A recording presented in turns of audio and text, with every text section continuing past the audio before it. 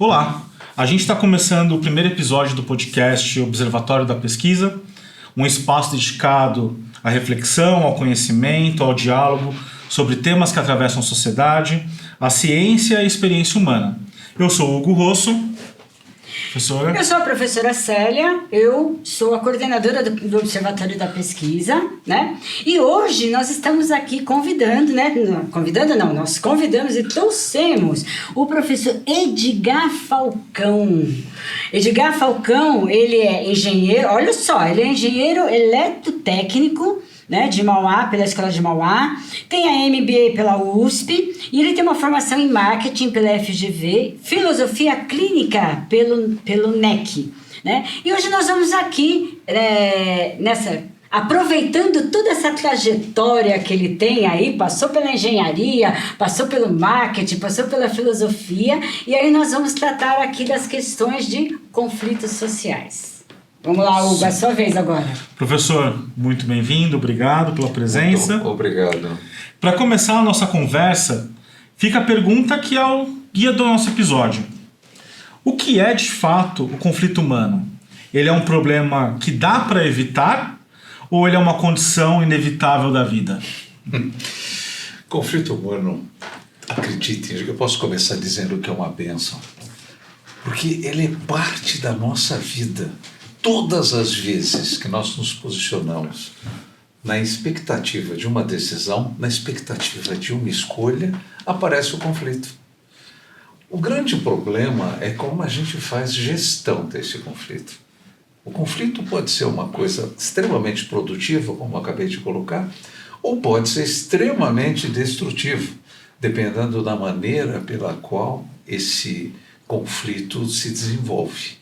Então, o conflito social, portanto, ele é uma relação emocional extremamente importante. Não vai existir conhecimento de fato sem um processo emocional, e todas as vezes que a gente aprende alguma coisa, a gente passa por um processo emocional e estabelece nesse momento um conflito. Eu achava isso, não, agora não é mais, é isso, é aquilo. O conflito é uma coisa que nasce dentro da gente para ser externado posteriormente. É esta a ideia. Espero ter deixado mais ou menos explicado. Eu posso dizer, então, que o conflito, quando eu tenho um conflito, eu estou aqui pensando no sim e no não. Sim, se eu concordo com aquela questão, se eu acho que aquela questão é viável dentro do meu contexto, ou não, se eu acho que aquilo lá não faz parte do meu contexto. Então, simplificando, tá? Eu posso dizer assim, eu fico ali entre o sim, se aquilo me serve, e o não, se aquilo não me serve. Sim. Mais ou menos. Porque não é nem sempre sim ou não, é uma questão muitas vezes de sentimento, de percepção. Porque o fato, e aqui é importante levantar uma questão, existe uma diferença entre escolha e decisão. Apesar das coisas estarem conjuntas, mas quando você tem uma escolha, você tem opções, a decisão não. Eu posso ter 5 opções para escolher. Eu escolho esta, mas decido por esta. Uhum. Então, o processo decisório é onde está o conflito. Todas as vezes que eu me colocar diante da decisão, que pode ser um sim ou um não, mas nem sempre é um sim ou não, é um sentimento. É importante observar que até muito pouco tempo atrás a gente entendia que a consciência é um processo racional. Isso não é bem verdade. A nossa consciência, que avalia esse sim, esse não, que faz a gestão do conflito, ela é um sentimento. Todas as vezes que você decide alguma coisa e na sequência você se arrepende, você se entristece, você revê, é porque você decidiu só racionalmente, sem sentir. A nossa consciência é o sentimento. Então, esta é a relação. O sim ou não é a simplificação de tudo. Tá. Mas essa é a ideia. Uhum. Então a gente pode considerar que os conflitos eles tanto nascem de fora do meio no qual a pessoa está inserida, quanto ela, por vezes, ele nasce de dentro da pessoa. Na verdade, ele sempre nasce de dentro. Ele pode ser despertado de fora, porque as ações vêm e você sente e e o conflito aparece. Eu não concordo com você. Então mas é um processo interno seu. Esse sentimento que vai gerar o conflito. A palavra conflito, ela é uma palavra muito mal avaliada, porque conflito parece briga, e não é verdade. Não é verdade.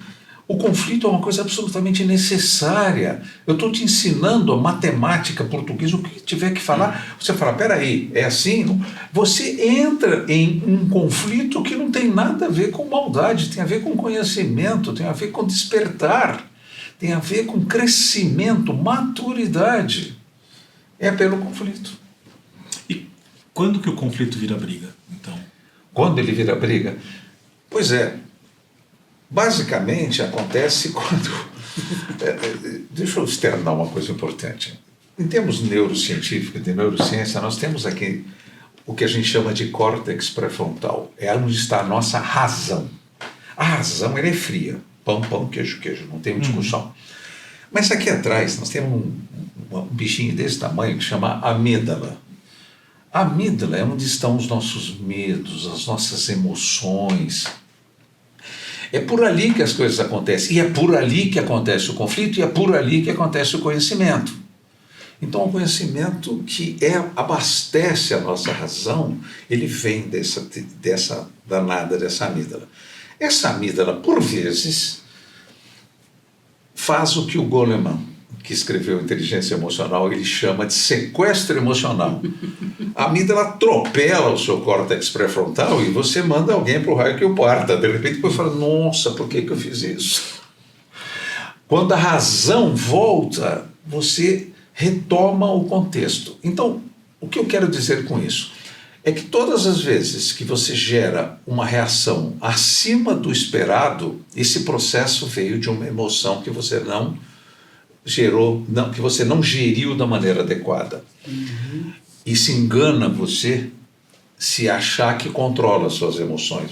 Ninguém controla as emoções. É simples. Fica triste. Agora fica feliz. Não tem como.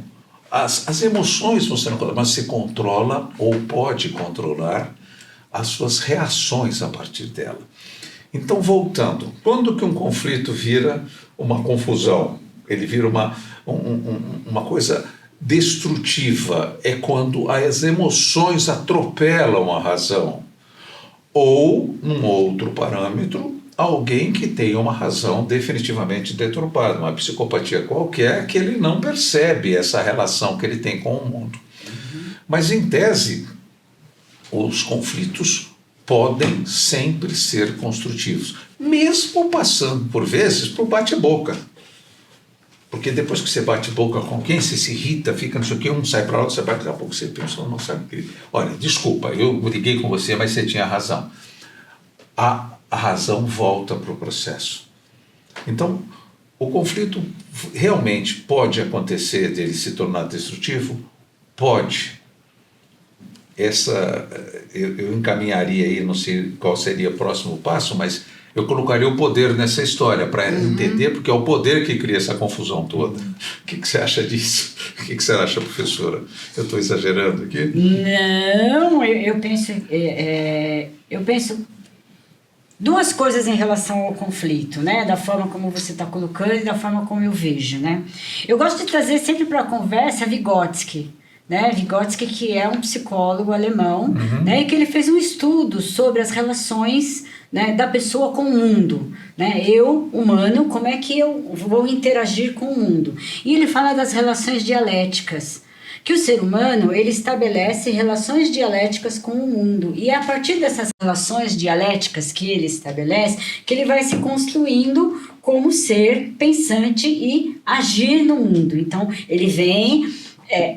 Vou dar um exemplo bem pequeno aqui, tá? Ele vem, pega a folha, estabelece uma relação dialética com esse papel, ele descobre que isso é um papel, descobre o que ele pode fazer com ele, e a partir disso ele passa a usar este papel como um instrumento para ele, né? A mesma coisa ele com as outras pessoas. Então eu entendo que o conflito, ele nada mais é, né, do que essa relação dialética que eu estabeleço com o outro. né, com outro ser humano, com você, que sem dúvida. né, que nós estamos fazendo aqui, ó, nós estamos estabelecendo uma relação dialética, você está colocando um posicionamento, o Hugo tem o dele e eu tenho o meu. A partir desta relação aqui, né, que eu estabeleço, eu, Célia, você e você, cada um de nós vai construir dentro de nós o nosso ser, de como ser estar no mundo, construir novas ideias, construir novos pensamentos, construir novos conhecimentos, inclusive. É importante que a relação dialética a que a senhora se refere é basicamente uma relação fundamentada. Isso. Ela tem fundamento. Quando isso acontece, você está fundamentado, você está postado, você está posicionado, então você tem a capacidade de se estabelecer, de se fixar, muitas vezes com o silêncio, aguardando que as coisas aconteçam para que você possa se posicionar. É muito importante, eu gosto muito de um escritor, um filósofo francês chamado Albert Camus. Albert Camus, ele escreveu vários livros, ele escreveu um que chamou Homem Revoltado.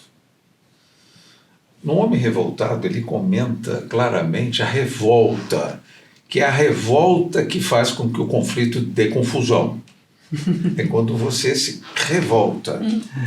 E ele foi uma pessoa que foi contrária, ele teve desentendimentos sérios com Jean-Paul Sartre, por exemplo, por questões ideológicas.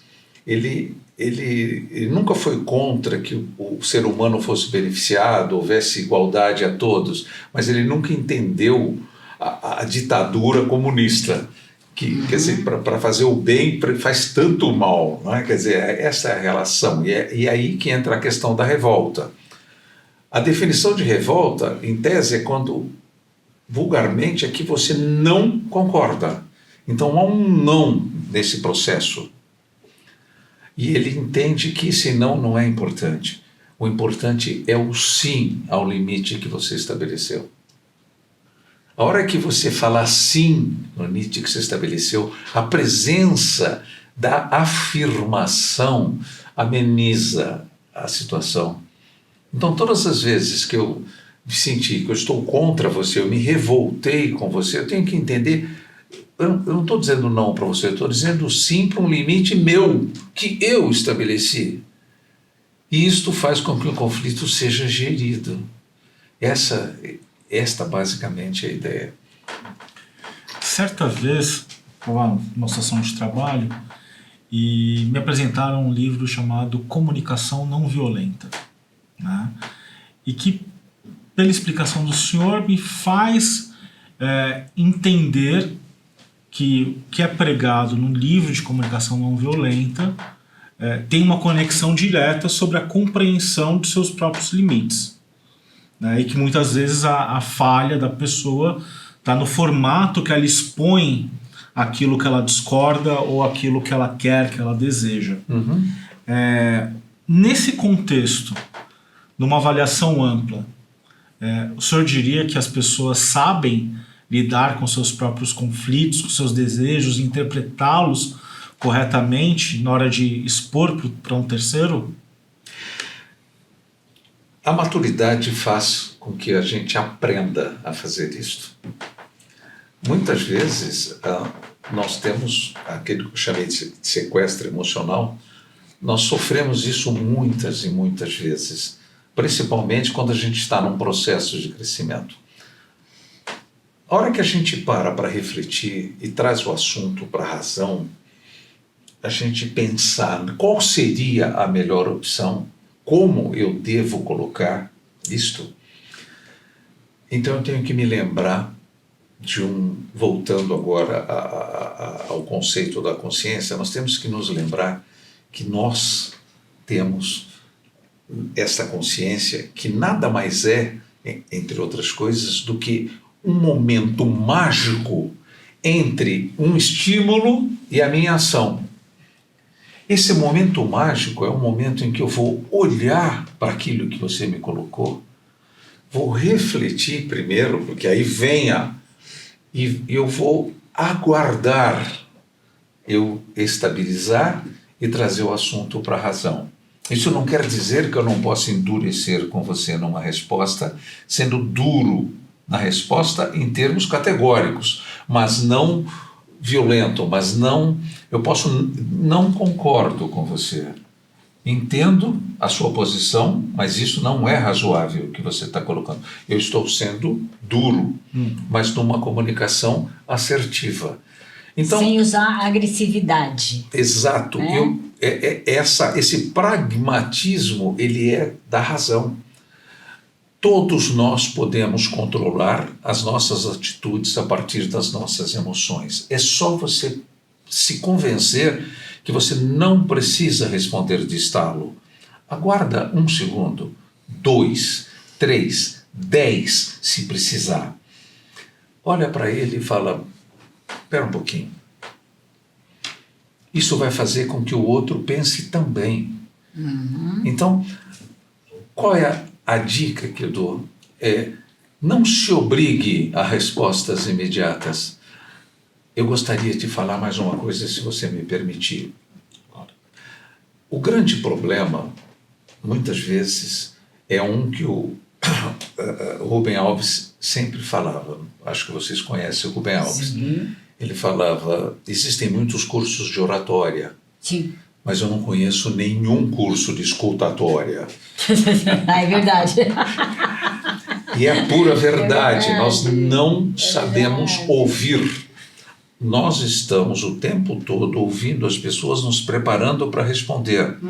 E esta preparação, ela nos impede do entendimento adequado. Então, a dica que eu dou é a seguinte: quando você percebe que nós estamos numa situação que pode gerar um conflito, por favor, me fala. Quando você acabar, eu vou ficar te ouvindo sem problema. Eu vou fazer o possível para ouvir tudo que você falou. E quando você acabar de falar, antes de responder, eu vou repetir resumidamente o que você me falou. Bom, espera um pouquinho, deixa eu entender. Você falou isso, isso, isso, isso. Foi isso que você me falou? Aqui acontecem 2 coisas importantes. A primeira, de repente eu entendi alguma coisa errada, você já corrige, o conflito não vai existir. Não, peraí, não foi isso que eu falei. Deixa eu acertar aqui. Ah, é legal. Então foi isso. Essa é a primeira coisa. E a segunda coisa, que é mais importante, é que você tem tempo para pensar, para responder. Então, por mais irritado que você fique, você se bota na tua cabeça que antes de responder eu vou repetir o que você falou. Isso é uma técnica utilizada, tem um pouco de programação neurolinguística nisso, porque é uma técnica para você se posicionar diante das coisas e evitar reações abruptas. Evitar um conflito agressivo. Exatamente. Né? Continuar no conflito, continuar na troca de ideias, mas desde que ele não seja de uma forma agressiva. Exatamente. E aí, olhando para tudo isso aqui, né, vamos falar um pouquinho da questão do poder. Eu sabia que ela ia chegar nisso. Sim. Porque a gente conversou um minuto aqui e eu sempre coloco uma pergunta: é o poder que gera resistência ou a resistência que gera o poder? O poder, ele está inserido no contexto do conflito, obviamente. Mas ele depende de como ele é exercido. De fato, quem tem o poder não precisa estar se posicionando como tal. Ele é a pessoa, em tese, que tem a faca e o queijo na mão, entre aspas. Ele pode se posicionar. Porque a colocação feita de uma maneira adequada, as pessoas normalmente reagem de uma maneira adequada. Mas se ainda assim aparecer a resistência, é onde o poder aparece. Então, se o poder prevalecer inicialmente, ele vai gerar resistência.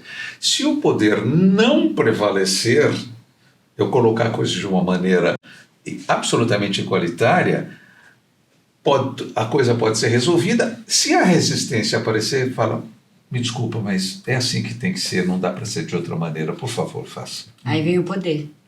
O poder aparece. Então, é muito importante essa gestão do poder. Porque quem tem que se apresentar como tendo poder tem dificuldade com o poder. ou de fato ele não tem poder, ou ele, enfim. Ou ele pensa que pode tudo e não pode tudo. Aí é que está. Exatamente. Agora, eu não tenho dúvida que o poder aparece no conflito. Tá. O poder aparece. E ele aparece de uma maneira simplória. E esse poder ele pode aparecer no conflito, inclusive pelo conhecimento. Então, é assim, a pessoa que tem um pouco mais de conhecimento, ela vai exercer o poder sobre a outra. Exato. Porque a outra não tem o conhecimento daquilo. Então, por exemplo, vou dar um exemplo bem assim, basiquinho, tá? Você vai falar comigo sobre mecatrônica, eu vou ficar quieta aqui, vou ficar ouvindo e você tem o poder porque eu não entendo absolutamente nada de mecatrônica. Entendeu? Então, nós estamos num conflito, você está falando de um assunto que eu não faço a mínima ideia do que seja, então eu vou ficar quieta e vou deixar você assumir esse poder na conversa. Perceba que o poder é muito mais simplista. Eu falo... Bom, então vamos nos reunir hoje à tarde. Que horas você quer se reunir? Para mim, tanto faz. O poder está com você. Tá. Ela vai dizer a hora e acabou, eu concordo. Acabou. Então, é importante essa relação de poder, porque ele está o tempo todo presente. É o tempo todo presente. E hoje a gente começou esse nosso bate-papo aqui.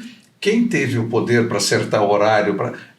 É importante entender que não existe como decidir, não existe como fazer com que as coisas andem sem um conflito, e o conflito não vai existir sem a existência do poder, que pode ser até dividido. Quem tem o poder na hora que você entra numa loja para comprar alguma coisa?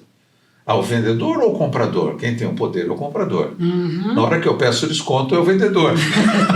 Então, nós precisamos ter bom senso dentro desse processo. Mas uma coisa que eu vejo, né, geralmente no ambiente corporativo, ambiente de trabalho, é quando o conflito ele vira também uma disputa por poder, ainda que seja uma discussão entre pares. Na verdade, no mundo corporativo, todo conflito ele tem que ser entendido na sua extensão. Ele tem que ser entendido na sua extensão.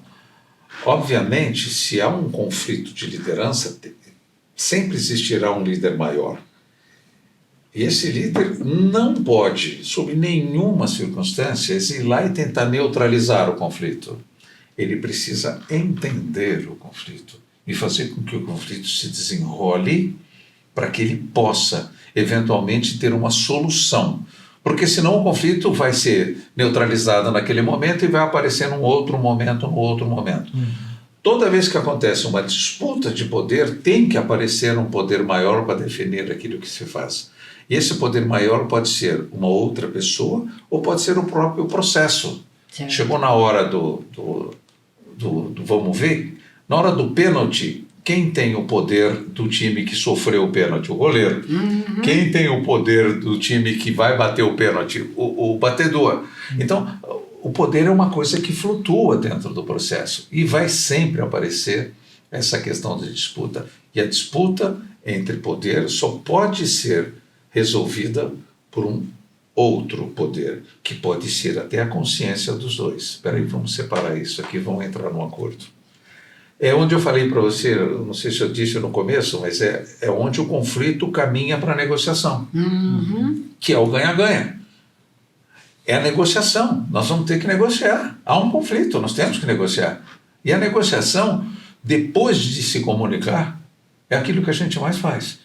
A gente acorda de manhã e negocia. Quem faz isso, quem vai aquilo, que hora chega. É o tempo inteiro negociando. A gente só, mais do que negociar, é só se comunicar. E a negociação nada mais é do que uma gestão de conflitos. Então, o senhor colocaria que no ambiente corporativo, o maior erro das pessoas é não ir para a negociação, é não saber negociar? É querer impor e não negociar. É uma barganha, não uma negociação. Espera aí que eu vou resolver isso, eu vou falar, ele vai fazer o que eu quero. Não tem negociação, quer dizer... É importante que as partes se posicionem. A hora que eu entro numa negociação, querendo estabelecer um ponto final, vamos dar um exemplo. Eu quero vender isto para você. eu estou disposto a vender por 100, você está disposto a pagar 100, não há negociação. O problema é que a hora que eu estou disposto a vender por 100, você está disposto a pagar 80. Aí nós temos que negociar. Eventualmente fechamos por 90. Portanto, a negociação é um processo de cessão.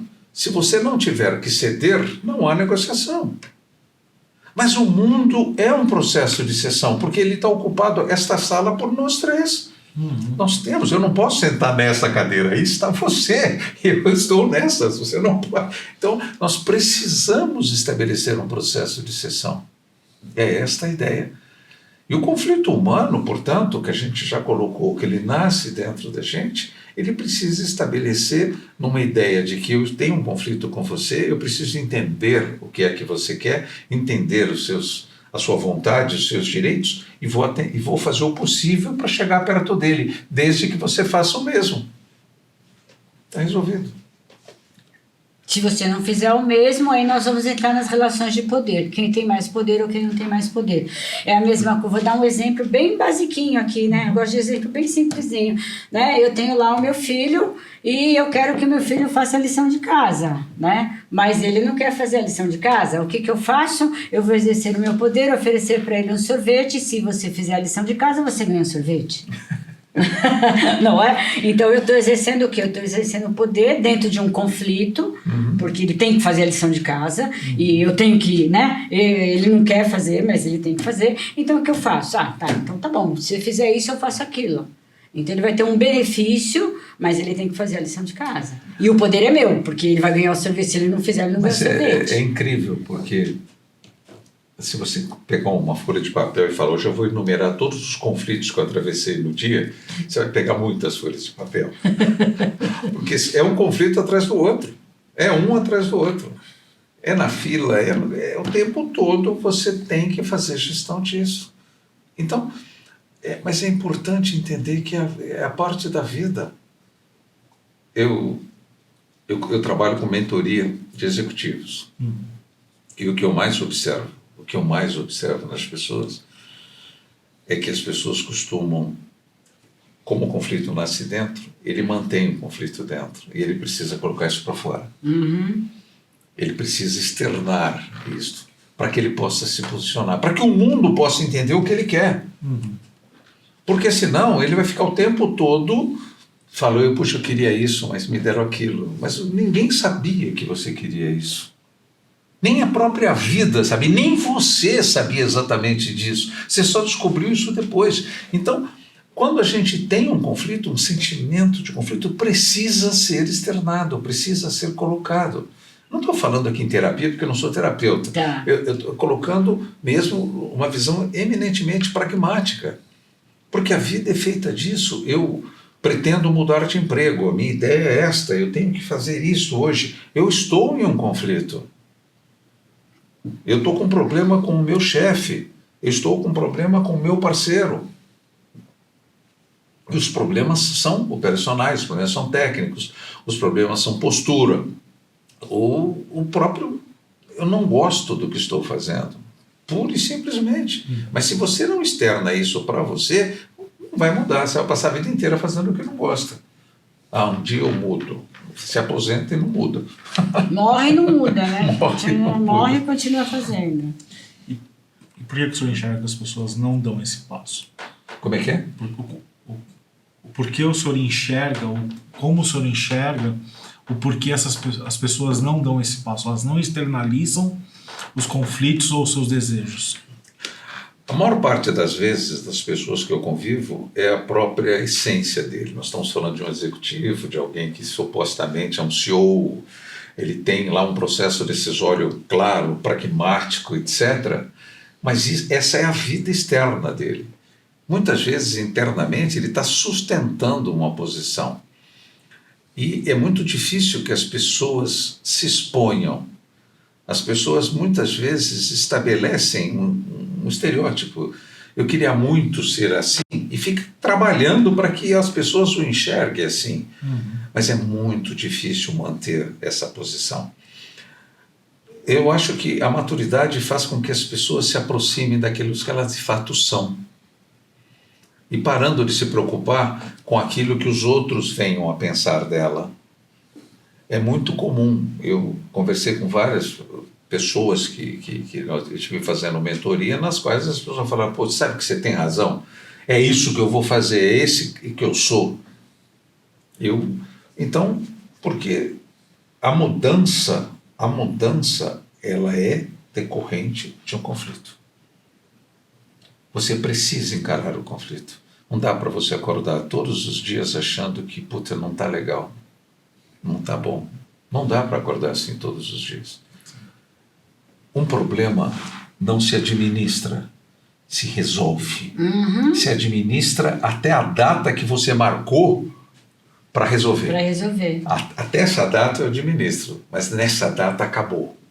Então, isso é importante. São duas frases que eu considero extremamente importantes. A primeira delas é essa: problema não se administra, se resolve. E a segunda é aquilo que merece ser feito, merece ser bem feito. Ou não deve ser feito. Então, o que merece ser feito, merece ser bem feito. Mesmo que você... Estou reestruturando a minha vida, essa reestruturação de vida tem que ser bem feita. Eu não vou abrir exceções agora. Não no startup. Ah, mas e se eu não tiver dinheiro? Isso é um outro problema.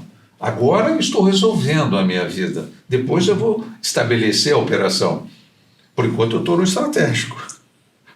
A hora que eu for fazer a operação, aí sim eu preciso de dinheiro, de tempo, de ajuda. Aí eu vou ver o que eu tenho. E começa por onde? Pelos meus ativos. Eu costumo falar para as pessoas, nossa primeira conversa, pega um papel e escreve-se todos os seus ativos. Fica me olhando, eu falo, você está me enxergando? Estou. Então, o primeiro ativo, você enxerga. Você está me ouvindo? Você ouve. Você vai listando, porque é aí que estão os seus elementos para resolver a sua vida. O que não tiver nessa lista, você não tem. Você não tem, não pode contar. Sim, faz muito então, sentido. é essa a relação. Mas eu penso também, olhando por esse lado, eu penso também que talvez as pessoas elas não externalizam com medo da fragilidade, né? Então, por exemplo, de repente eu vou externalizar alguma coisa, algum conflito meu, então eu vou mostrar para as pessoas que eu estou frágil e que eu não consigo resolver aquilo dentro de mim, então as pessoas podem tomar conta de mim, exercer o poder delas sobre mim. Então eu acabo não externalizando para não mostrar fragilidade para as pessoas, para que elas não possam tomar conta. É aquilo que eu te coloquei, que é o estereótipo. Você estabelece o que você deve ser e você fica querendo construir isso. Mas nem sempre é o que você é. Nem sempre é o que você é. Você cria uma imagem, né? Você cria uma imagem, né, de uma pessoa que é assim, é assado, porque aí as pessoas não se aproximam e não te fragilizam e você não precisa mostrar aquilo que você é ou frágil. acreditam que você é algo que você não é. Você não é. Exatamente. Elas vão acreditar. Pro bom ou pro ruim. Pro bom ou pro mal, mas elas vão acreditar naquilo lá. E de certa maneira, o mundo exige isso da gente hoje, né? Quer dizer, hoje você olha as mídias sociais, olha tudo. Então, há uma exigência muito alta de você ser proeminente em alguma coisa. Você ser... Não dá para ser normal. Parece que ser normal não é uma coisa normal. Então, e as pessoas ficam buscando isso. E muitas vezes, muitas pessoas se escondem, não aparecem em lugar nenhum, exatamente por conta disso. Ou então você olha aqui, ou o mundo da felicidade no Facebook. Meu Deus, todo mundo é feliz, todo mundo... Que mundo fantástico é este. Mas, na verdade, o conflito humano, eu diria que eu vou usar uma palavra bíblica, é uma bênção. Desde que o mundo é mundo, o conflito aparece. Se você pegar a Bíblia de A a Z, você vai ver conflito. Sim. Onde você olhar, há conflitos. Então toda a história humana é baseada nesses conflitos. Então eles só precisam ser bem geridos. Nós só precisamos ter em mente que nós precisamos fazer com que a razão tome conta do jogo e as emoções participem como um assessor imprescindível. Professor, já encaminhando agora para o final do nosso papo, eu queria perguntar para o senhor qual seria o conselho prático que o senhor daria para quem vive em conflitos constantes ou se enxerga vivendo em conflitos constantes? Existem muitas pessoas que vivem do conflito, são motivadas pelo conflito. Então, as pessoas que buscam o conflito todo o tempo, aquele que está sempre dizendo não, discordando, eu diria que há uma exigência muito forte dele para ele mesmo. Faz com que ele seja taciturno muitas vezes, que ele se sinta triste. E muitas vezes se sinta sozinho no meio de um monte de gente, exatamente porque discorda de quase tudo que está à sua volta. Eu já estou no exagero aqui. Então, eu diria o seguinte, que todas as vezes que você sentir a necessidade de questionar alguma coisa, o faça. Mas faça de uma maneira absolutamente racional. Faça entendendo a parte do outro. Porque é muito comum. Por que você fez isso? Quer dizer, a resposta pode ser...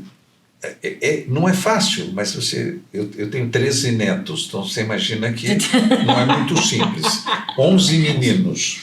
É uma tarefa fácil. É uma tarefa fácil. Então, a hora que eu preciso parar e perguntar, falei, escuta, me explica por que isso aqui aconteceu? Como foi? Porque é importante que você traga a razão para o jogo, para que você faça com que aquele conflito, que a confusão já está feita, o mal, entre aspas, já aconteceu. Você levar isso adiante é só prejudicar ainda mais. Então a ideia é racionalize e fale exatamente aquilo que você gostaria, mas de uma forma adequada, contribuindo. Porque muito provavelmente ele não fez porque quis, ele nem sabia que não podia ser feito. Ou ele não observou o que ele fez, ele passou de bobo e nem viu. Né? Passou pela emoção. Ou ele não foi exatamente isso que ele falou. Como que você vai lá e fala isso? Peraí, quem disse que eu falei isso? Então, há uma necessidade de você fazer uma avaliação. Portanto, pare aquele minuto, aquele segundo, pense antes de falar. E se você entrar num conflito, repita antes de responder o que a pessoa falou de uma maneira resumida. Você vai perceber que a vida fica muito mais fácil. Ótimo. E para encerrar, acho que tem uma pergunta aqui que... A pergunta que não quer calar. A pergunta que não quer calar, uma pergunta de milhões, como fala. O conflito, afinal, ele nos aproxima ou ele nos afasta das pessoas? Depende. Depende de como você geriu o conflito.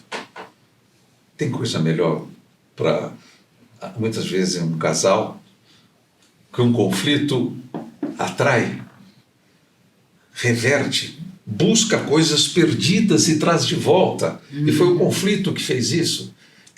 Eu não devia ter dito, eu não devia ter falado. Então depende muito de como você vai gerir o conflito. Mas, obviamente, num outro momento, o conflito pode virar uma briga. E aí eu nunca mais quero ver sua cara, etc. E, de fato, nunca mais vai ver. Tem história de famílias, de irmãos que não se falam há anos. E você vai ver, foi uma coisa desse tamanho que acabou ficando deste tamanho, porque as pessoas imputaram dados ali que não necessariamente eram verdadeiros. Então, eu diria para você o seguinte... Eu entendo que sem o conflito as pessoas não se aproximam. Portanto, precisa do conflito para se aproximar. Precisa haver discordância. A concordância gera marasmo. Duas pessoas que concordam em tudo, uma delas é desnecessária. E o bom da vida é que ela tem movimento. né? E assim, quando você, aí pegando aqui o gancho do conflito, né? Quando você tem um conflito, você tem o quê? Você está se movimentando na vida. E é isso que vai trazendo para você, né? As experiências, o conhecimento, né? Conhecer as pessoas, saber como fazer. E é importante a gente trazer o conflito para o processo da argumentação. E a gente volta de novo aos filósofos gregos, quando a gente fala do argumento, porque argumentar é falar desconsiderando a pessoa e ficar no argumento. Quer dizer, eu estou aqui, você está aqui, você argumenta, vem aqui, o argumento vem aqui, nós dois vamos ficar aqui. Então, esse é o conceito. Agora, isso não é fácil. Não. Isso requer maturidade. Eu chego à conclusão de falar, meu Deus, se eu tivesse a cabeça que eu tenho hoje há 40 anos atrás, quanta coisa ia ser diferente. Mas a maturidade chega no momento em que a luz fica mais forte, né? Já dizendo o filósofo que a gente tem uma luz na testa, quando a gente nasce ela é fraquinha, né? Depois ela vai Quando a ficando gente mais chega forte. nos 70 anos, eu vou fazer 70 anos daqui a um mês, quando a gente chega nos 70 anos, a luz já é bem mais Já é forte. um holofote, né? Não é um holofote. É um holofote, você enxerga muito. Mas é isso, espero ter contribuído aí com algumas colocações que possam ajudar as pessoas, essa é a ideia. Imagina, professor, a gente que agradece, obrigado. E a mesa está sempre aqui. Opa, agradeço, meninos. Hugo, professor Falcão, muito obrigada. Os nossos conflitos é que hoje geraram assim um monte de ideias novas na nossa cabeça e eu acredito que na cabeça de quem vai estar aí assistindo a gente. Né? Obrigada pela companhia, tá? E até a próxima. Até mais, gente. Obrigado. Tchau, tchau, gente. Tchau, tchau.